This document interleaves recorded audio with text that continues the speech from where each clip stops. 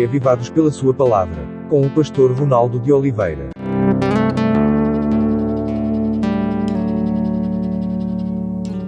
Bem-vindo, bem-vinda, este é o seu programa Reavivados por Sua Palavra da TV Novo Tempo. Estamos aqui todos os dias às 7 horas, exceto aos sábados. O programa vai ao ar às 5h30 da manhã. Muito bem, vamos lá, agora é o capítulo 12 do primeiro livro de Samuel. Já estamos aqui no final desta transição. Do capítulo 8 ao capítulo 12, nós temos essa transição do tempo dos juízes para a monarquia. Aqui justamente Samuel vai deixar o seu cargo de juiz, não é? E agora há um rei. Ele não vai ser mais juiz, mas continua sendo profeta. E um tremendo de um profeta, não é? Ele disse quando ia, antes de ungir o rei Saul, ele disse: você é o rei e eu sou o vidente, eu sou o profeta. Eu vou continuar sendo servo de Deus. E você vai depender do meu trabalho, porque eu vou dizer aquilo que Deus gostaria de dizer para você, tá bom? É assim que funciona. E eles tiveram até um bom período, não muito grande nesse sentido, e a gente sabe que Saul teve lá uns probleminhas muito sérios, a gente vai ver mais por aí. No último capítulo vimos também alguma coisa, uma teimosia, um desejo de deixar aquilo que Deus falava para fazer o que ele queria.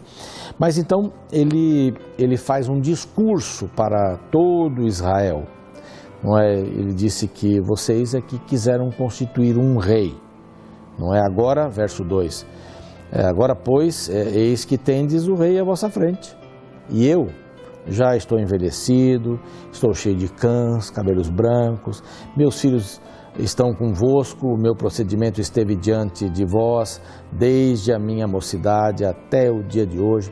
Já pensou? Ele foi para o templo, cresceu no templo e se tornou um grande homem de Deus, né? Lembra-se lá no capítulo 9, homem de Deus. E eis aqui, testemunhai contra mim perante o Senhor. Ele está depondo as armas como juiz.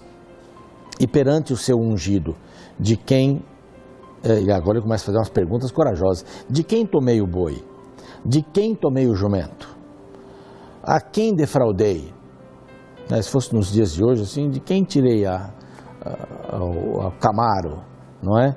De quem eu peguei a casa de campo? Ele diz assim: quem tomei o boi? De quem tomei o jumento? A quem eu defraudei? A quem oprimi? E das mãos de quem aceitei suborno para encobrir com ele os meus olhos, e vou-lo restituirei. Pode falar. É muito corajoso esse Samuel, hein? Diz assim: quem eu defraudei?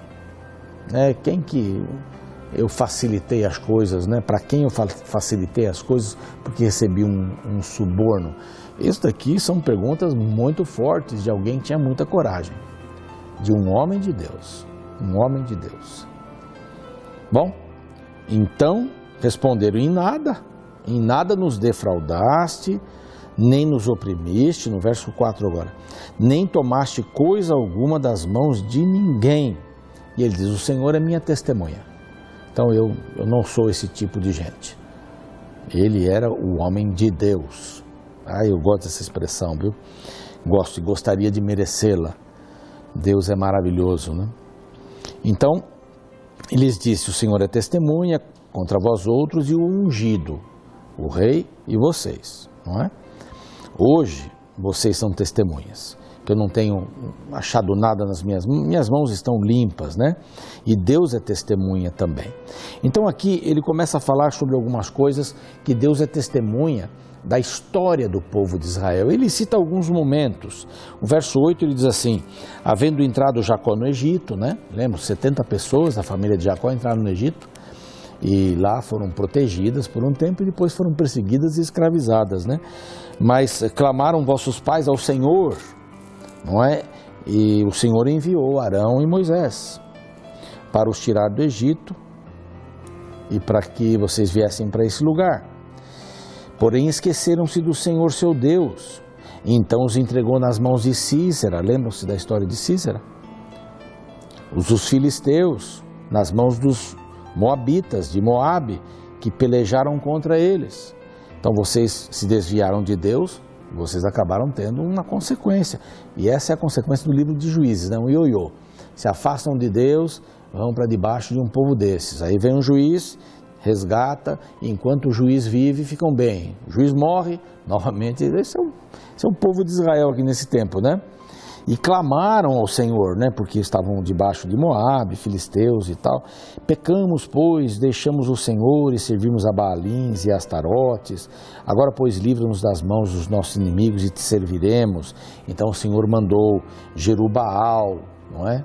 Que é Gideão, e Baraque, e Jefté, e ele pulou aqui, Eli, né? E a Samuel, que era ele mesmo, e vos livrou das mãos dos inimigos em redor e habitastes em segurança. Vendo, pois, Naás, rei dos filhos de Amon, que ele vinha contra vocês, o que vocês disseram? Não, nós queremos um rei agora. Nós não queremos mais a guia dos juízes aqui. Deus deu juízes para livrar. Não queremos, nós queremos um rei. Ok? Vocês querem um rei? Reinará sobre nós, ao passo que o Senhor, vosso Deus, era o vosso rei. É uma expressão triste. Vocês pediram um rei, ao passo que o Senhor, nosso Deus, era, passado, hein? Era o vosso rei. Ele era o vosso rei. Deus tinha uma visão para conduzir o povo de Israel. E dentro desta visão, ele era o rei. O povo quis ser igual às outras nações. Israel quis ser igual às outras nações. Queremos ter um rei também, tá bom. Vocês quiseram ter um rei e o Senhor vos deu um rei. Só que vocês estão dizendo que ele não é mais o rei de vocês. Então agora eu vou deixar uma fórmula para vocês. Querem se dar bem com esse rei? Verso 14. Se temerdes ao Senhor, pronto. Primeira coisa em nossa vida, temer ao Senhor. Não é ter medo, é respeitar, é reconhecer a Deus como Senhor soberano. Temei ao Senhor, diz aqui, se temerdes ao Senhor, e o servirdes, não adianta temer e não servir, não adianta respeitar, reconhecê-lo como Criador, Redentor e não servi-lo. É muita gente, há teólogos no mundo inteiro, pós-doutores, que falam sobre Deus, mas não acreditam em Deus, não servem a Deus. Como é que pode ser isso? Não é? Então, assim, vocês têm que temer, reconhecer, né? Servir e lhe atentardes a vós, obedecer, né? Atentardes a vós, e não fordes rebeldes ao mandado, e seguirdes o Senhor vosso Deus, falando com o povo, né? Agora ele vai falar com o rei, tanto vós como o vosso rei que governa sobre vós, bem será. Então, se vocês obedecerem a Deus, né, temerem a Deus, servirem a Deus, ouvirem a voz, né, obedecerem a Deus, cumprirem o mandato, vocês, israelitas, e o vosso rei, que agora é o outro, né? Mas se você obedecer a Deus, quem vai ser o rei de Israel? Vai ser o Senhor Deus, o rei dos reis, o Senhor dos senhores. Não esse rei, porque esse rei também está debaixo das leis de Deus. Essa era uma coisa difícil deles entenderem naquele tempo, porque os reis é que dominavam, eles queriam uma coisa, faziam. Não é? O rei tinha um poder supremo, em várias nações o rei era um deus. Então eles não entendiam isso, que o rei estava debaixo da tutela do Deus. Mas tem consequências. Se porém não derdes ouvidos a vós, verso 15, mas antes fordes rebeldes ao seu mandado, a mão do Senhor será contra vós, como foi contra vossos pais. Aqui é bem forte, né? Então o povo reconheceu, olha, todo o povo, verso 19, disse a Samuel, roga pelos teus servos ao Senhor teu Deus, para que não venhamos a morrer. Eu nem sei que câmera eu estou, acho que é aqui, né? Que venhamos a morrer. Por favor, roga para que a gente não morra. Por quê? Porque nós estamos reconhecendo que nos desviamos do Senhor, mas vamos servir ao Senhor de todo o coração. E que pena que nós escolhemos um rei, mas nós vamos servir ao Senhor de todo o coração. Eles chegaram à conclusão. Mas, ok, um rei, esse rei tem que servir ao Senhor. Quem é o rei da sua vida? Sempre tem que ser o Senhor, né? Mas às vezes não é. Quem ocupa o trono do seu coração? Quem ocupa o trono do seu coração é o seu Deus.